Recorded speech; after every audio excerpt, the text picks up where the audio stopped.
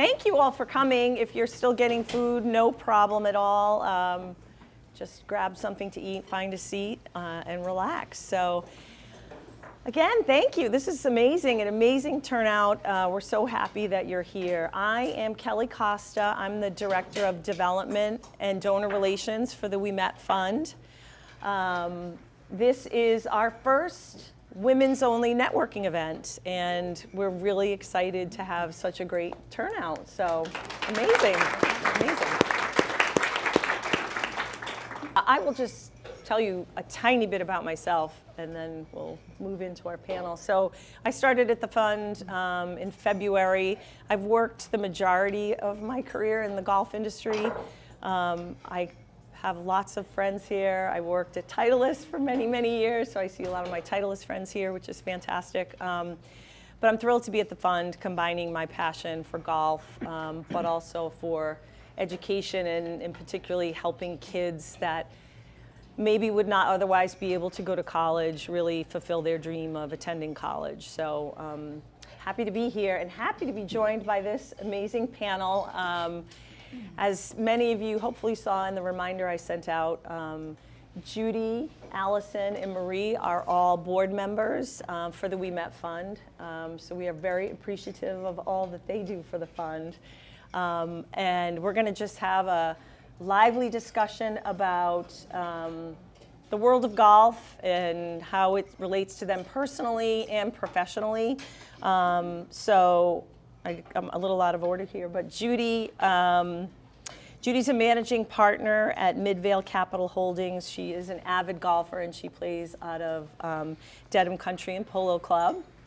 And then Alison's Associate Vice President at Marsh and McLennan Financial and Insurance Services, and she is an LPGA Tour veteran, currently plays at Vesper, and she played at the FM Championship, which was just hosted at TPC Boston. So I'm sure she's got a lot of great tour stories she can share. And Marie Chalmers. Marie is Executive Vice President of Employee Benefits at Marsh and McLennan for New England, and she is also a dedicated golfer and plays out of Oakley Country Club. So thank you, ladies, for being here. Thank you.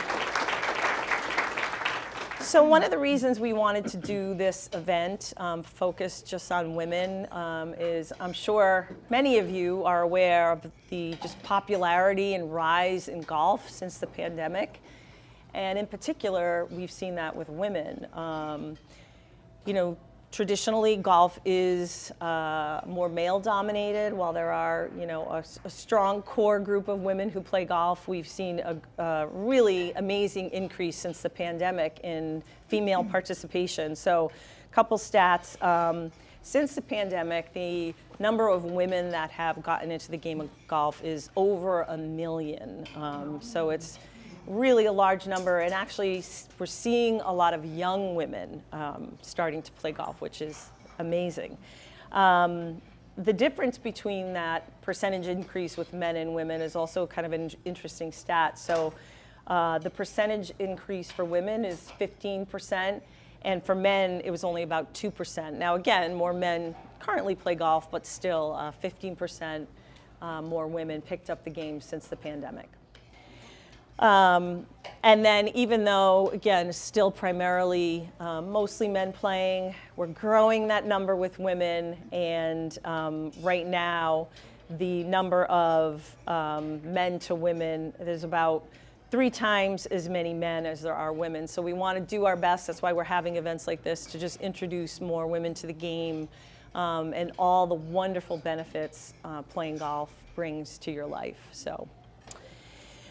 Okay, I'm going to start off with a question for all 3 of you. So, Judy, we'll start with you. Pressure's on.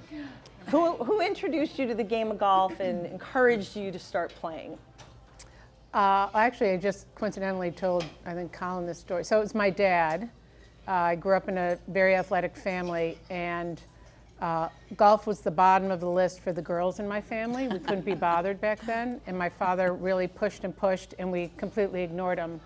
My older brother, today is still a scratch golfer because my dad pivoted and invested time and attention into him. But so we blame my dad decades later for not, like, why didn't you make us Why don't you turn us into great golfers? And he just said I couldn't push up with the insubordination and the stubbornness of my daughter. Like, we couldn't be bothered. So eventually we all kind of, you know, I don't know if we gave into it, but I wish I started a lot younger. And so I started a little bit later, but it was my dad. And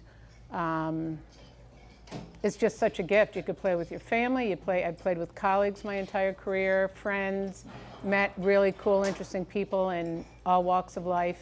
So I really probably have to credit him. Great. Great. Same. Allison, yeah.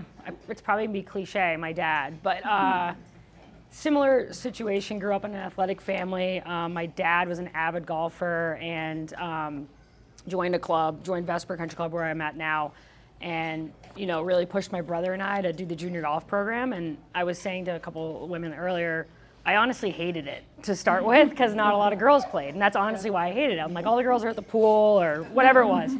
And you know, I was fortunate to be athletic enough and take to it, but once I found other peers that were girls and females, that's kind of where I really progressed. But my dad encouraged me to play, and then my brother, who's older, also was an encouraging factor, and just kind of took it from there.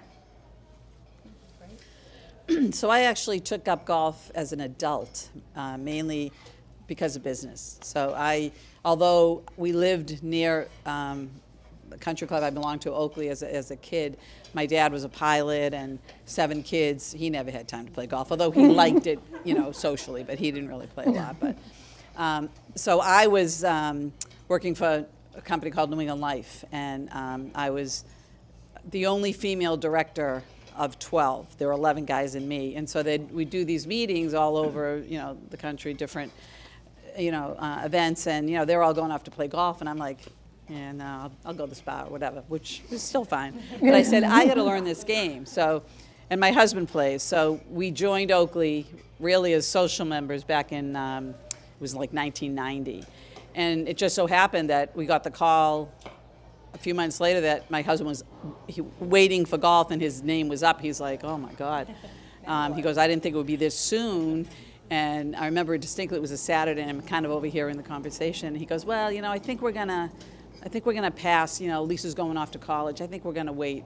And I'm going, oh no, we're not. So he hangs up. I go out, and at the time I had one of those bag cell phones. I mean, this is how long ago this was. I knew the membership director at Oakley. I called him. I said, Paul. His name was Paul Rage, and I said, is that bond still available? He goes, absolutely. I said, wrap it up. I'm going to buy it, give it to him for Christmas. So he was bullshit at me when he saw it. He was not happy, thinking, how are we going to? I said, we're going to do this. So that's how I started to learn the game. And with the guys playing, I just took a couple lessons, but I mean, I'm not that good. I'm telling you, I'm a high. Bad. No. I know. I played with her. The handicap system It's a different is terrific. sport. She plays a different sport. Right, then. because it levels the playing fields. Anybody can play. It doesn't matter your handicap. So that's how I kind of get into it, playing in scrambles, and now I play with the women's group at Oakley, and I'll do some of the competitions, but really it started from business, and it was, you know, being able to play with clients, being able to do these charity tournaments or client tournaments, and it's just opened up a whole new world. And I you know, with the Ouimet, I joined the Ouimet, I think it was in 2018, and it's just that the whole mission of it has even kept me more involved. But you know, great sport, and no matter when you start, it's awesome. Great. Thank you, ladies. Okay, now we're going to bounce around a little. Alison, I'm going to start with you. Okay.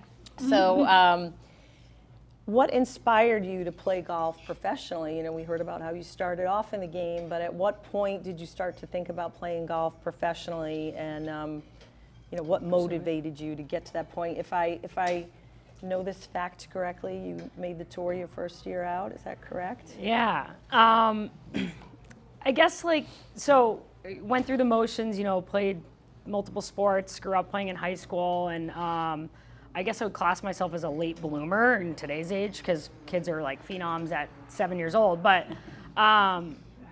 you know, I loved it and I was passionate about it as I got into the college era of my life, and I was progressing at that time, and, you know, I kind of saw, oh, I have the ability to pursue this, and I loved it. I became a complete golf nerd, and which drives, hard work. I mean, it took a lot of work, a lot of hard work, a lot of missing a lot of things with people and my peers and so forth. But, kind of had that goal and was fortunate to, as you mentioned, get out there right after college, and kind of never looked back. Was out there full time for about 12 years, and you don't know any different because I kind of went through the motions in college and then pursued it. But I'm super grateful I did because we all have different perspectives of the game, but the network you drive and the relationships and the places you get to go and the people you get to meet, I mean, that's something I look back, I've now transitioned out of it, and I would not have a lot of the opportunities that I have today if I didn't pursue that. I don't know if I didn't pursue it, what I'd be doing, or would I be doing something similar? Would I be hanging out with you? But I don't know. But the 19th hole is good. But yeah, so I don't know. I was just motivated by just wanting to be out there and compete. Great. And I don't know if anyone in the room came to our annual banquet. I know actually some folks did, but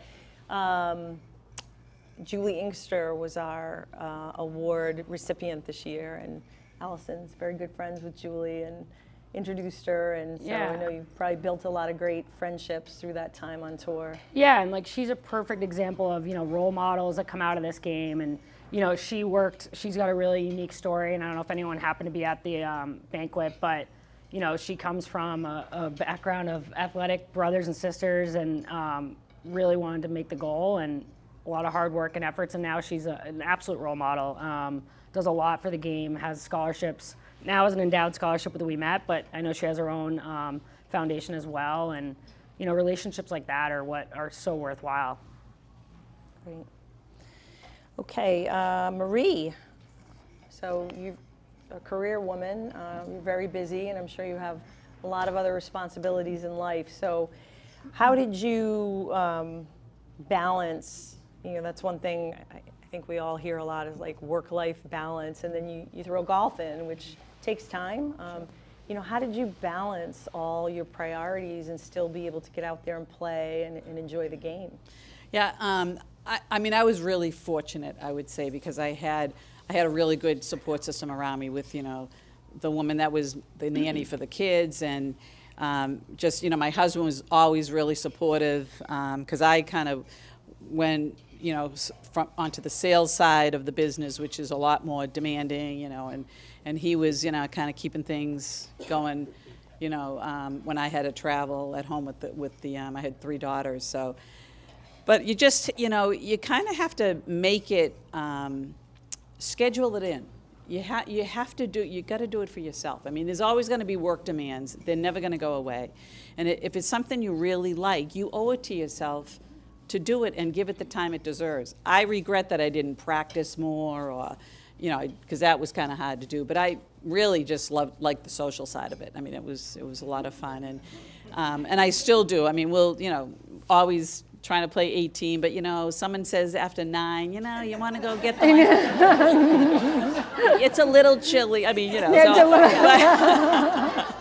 but I mean, I love watching it. I remember watching golf as a kid with my grandmother, who was a golfer, belonged to Natick Country Club. So as I was, and she played. So you just you can make it work. You just have to schedule it in, and don't feel guilty, because you know what? I mean, this is my 49th year in the business, and too many times of things, don't wait until it's too late, then you regret the time you didn't spend the time, and make that work-life balance work. They're gonna get along just fine without you doing something, so you can do something for yourself, and frankly, you'll be better at your job because you're gonna be happier, more fulfilled, because you have this going on the outside. And there's just a great, so much you can learn through golf. I found playing with people that were better than me helped me a lot. So some people get afraid, oh, they're too good. No, you learn so much from someone that plays better than you. I mean, I could never even get to her level, but just to watch it and see it. I mean, I love watching it on TV. I went to the FM Global just to see these little, barely 100 pounds, these women send the thing 300 yards. I'm just like, whoa. It's amazing, but you take the time. You deserve it, and you don't feel guilty. I was taking lessons from a female instructor one time, and I called her and I said, I can't get out of work. I'm sorry, I have to cancel. And she said, do you know how many men would just like say, I'm leaving? Exactly. You know, like, yeah, they schedule it in like an appointment. Do the same thing. yes. So, Absolutely. no offense, guys. But they've been playing this game for years, and how they get the time away. It's like, oh, I got, a meeting with a client. Yeah, I got a tea time with my client who's also, Yeah. more. It's interesting how, because there is business that can get done on the golf course, and you want to take your clients. And now it's so busy with what we do, everybody's busy, and you call someone to try to get to lunch, oh, I can't go to lunch, can't go to lunch. Call them to play golf, yeah, I'd love to play golf. They love to go to different courses, and you see them in a different element, and you kind of get to know them in a different way. So it's well worth taking the time to do that. Exactly. Great, thanks. All right, Judy. So, how long have you been on the board for the Ouimet Fund? Colin? A while. Okay, a while. So, 9, 10? so you've been involved longer than me, but one thing that I have really been struck by in my time just this year is meeting the scholars or potential scholars. We do something, if anyone's ever interested, anyone who applies for one of our scholarship gets an in-person interview by a board member, a staff member, volunteers. So we're always looking for folks to come and help us volunteer, these wonderful, wonderful young people. So what I've learned through those interviews and just talking to scholars is I'm so inspired by how many life lessons they learn through golf. One of the requirements for our scholarship is you have to work in golf for 2 years. So could you talk a little bit more about, what are the life lessons you can learn through golf, and what have you learned? I know your kids have worked in golf. What do you see they have learned by working in the golf environment or playing? Well, I'll start with, I think I'm a great mother, but I will say, let's just start there.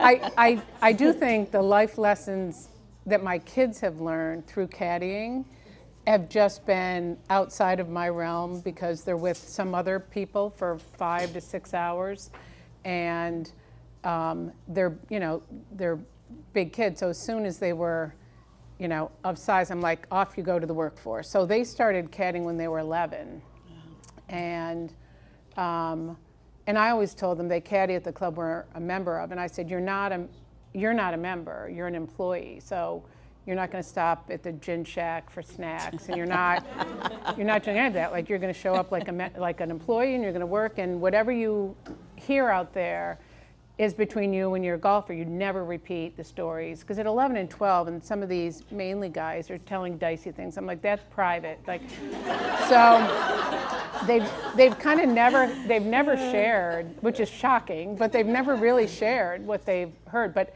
my kids at an early age, and I will attribute this beyond my parenting, is they have incredible manners. They always take their hats off. They always look people in the eyes. They will walk up to people and shake their hand and introduce themselves. They've dealt with golfers that are having really lousy days and are, may throw a club, to people throwing money around because they just won a tournament in a big Calcutta and whatever. So I think it just exposes them to a side of life that takes years to accumulate those kind of skills. They get a condensed, quick tutorial when they're out there caddying. And my kids have played, at a higher level, and the relationships that they've had as caddies, and they have people who come into town and need caddies, and they've gotten called. They are in touch with, they have a network, 10 times my network that I had at that age, without question, all of them, because they've kept in touch with people, and if they're a good caddy, you get asked back. Mm-hmm. So I can't think of any other job a kid could have that prepares them more for life than caddying does. I'm a believer from raising them, but also being in the corporate world of hiring people and hiring people who are caddies. When I see that on a resume, I automatically pull it aside, because I just know what they've experienced. So I think it develops them in a way that prepares them for life that is immeasurable. And then it develops them, if they really like it, they turn into, or they evolve into players at some point, which is also just an incredible life skill. Thanks, Judy. Alison, back to you. I want to talk a little bit about mindset when you're playing golf. So, See, that wasn't my questions, because that's later for head case. That would be like, Mine's shifting. I know. my note does You'd be say Alison or all, but we're going to just ask Alison.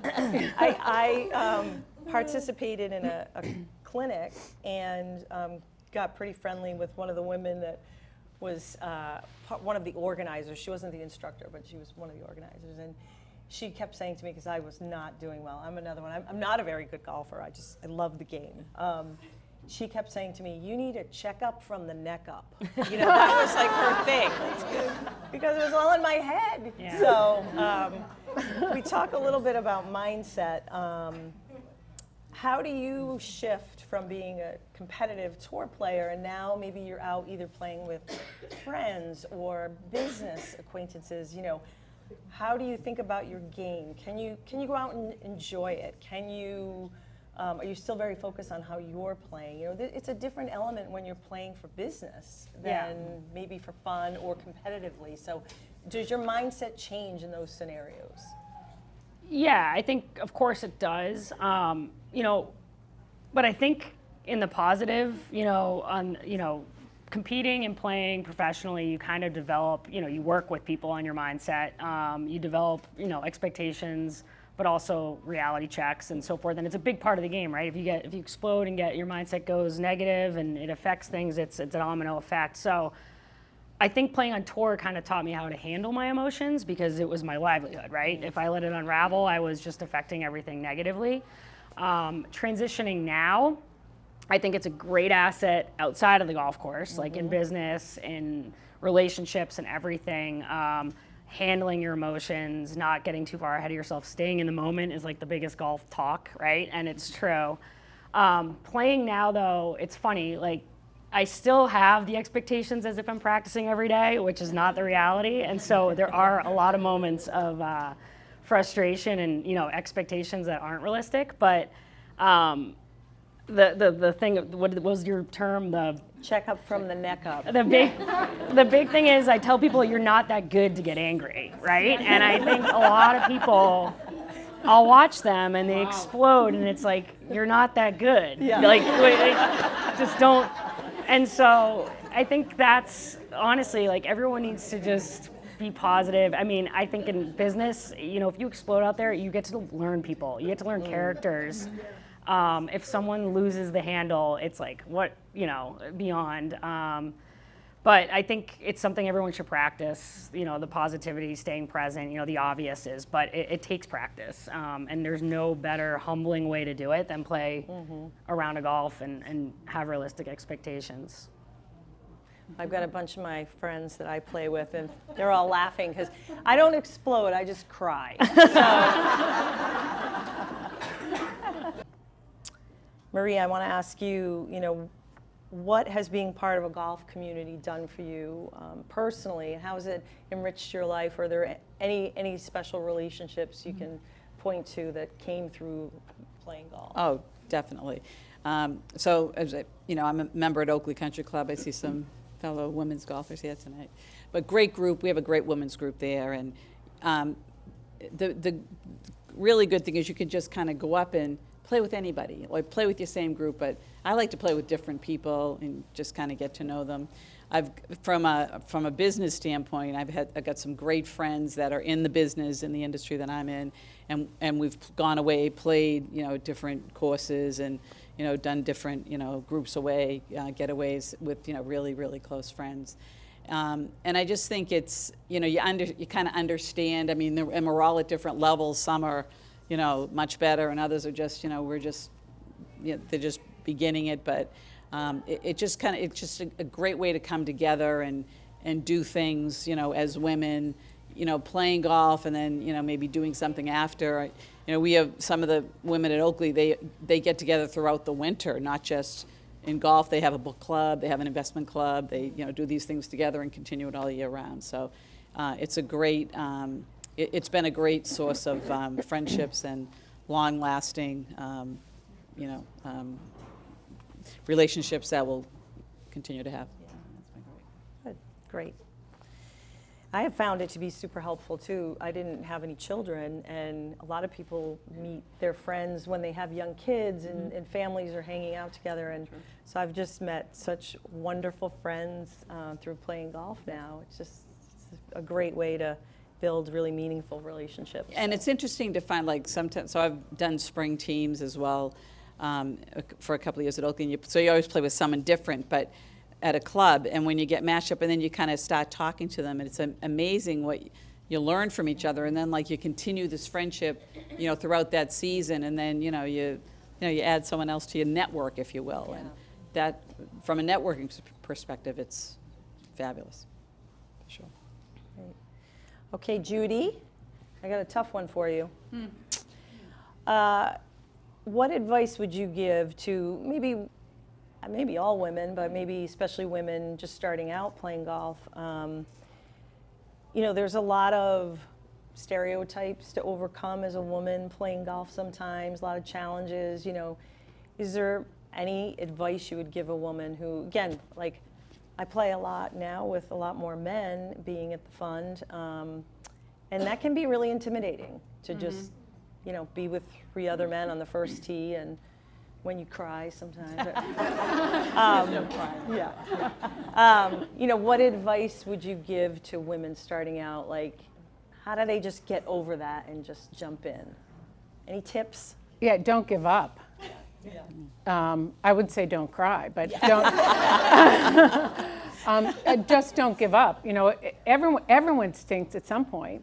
Like at some point in your life, you stunk, right? It's like, every guy had to pick up a club and was, hitting it in the woods and shooting 150. And so I think you just have to say there's a handicap system in place, and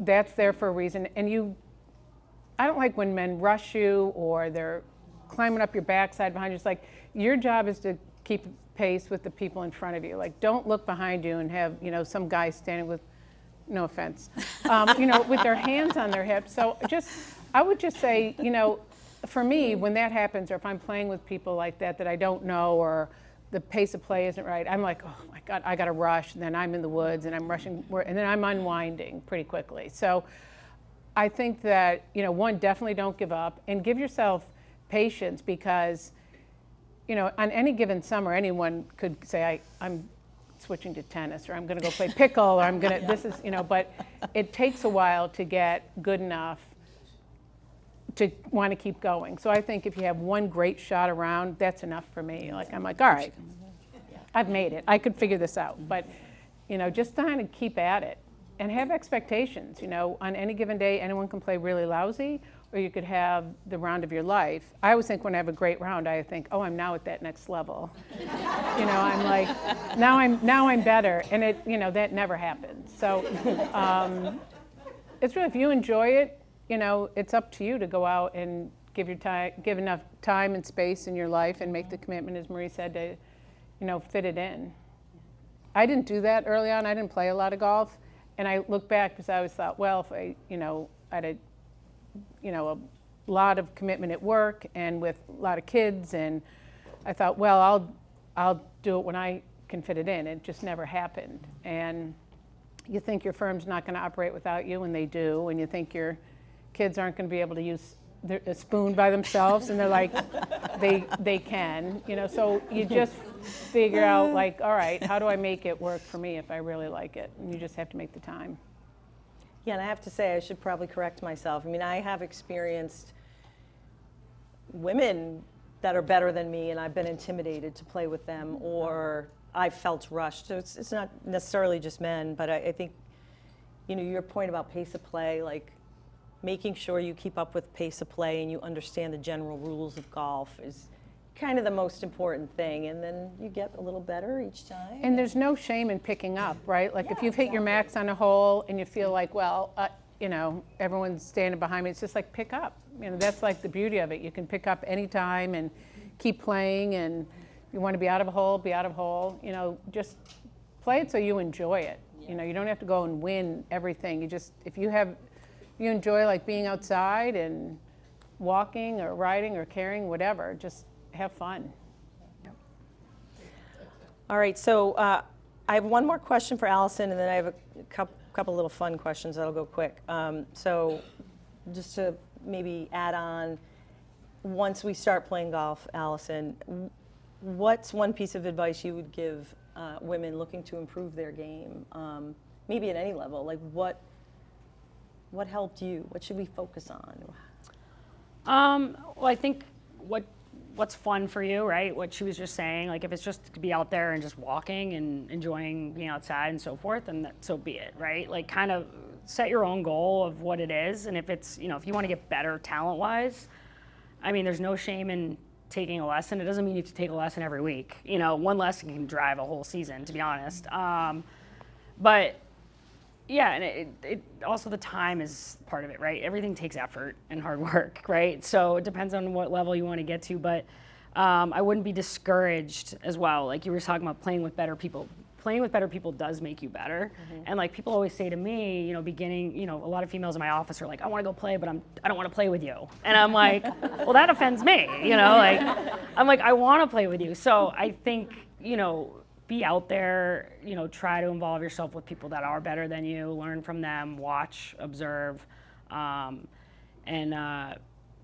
just kind of set whatever your goals are and chip away at it. But it definitely, you got to put effort in. You can't just cruise up and maybe cut out at 9 for a cocktail. Like, you know, yeah, well, you can, but you might not get better. Yeah. Well, thank you all for that. That was wonderful.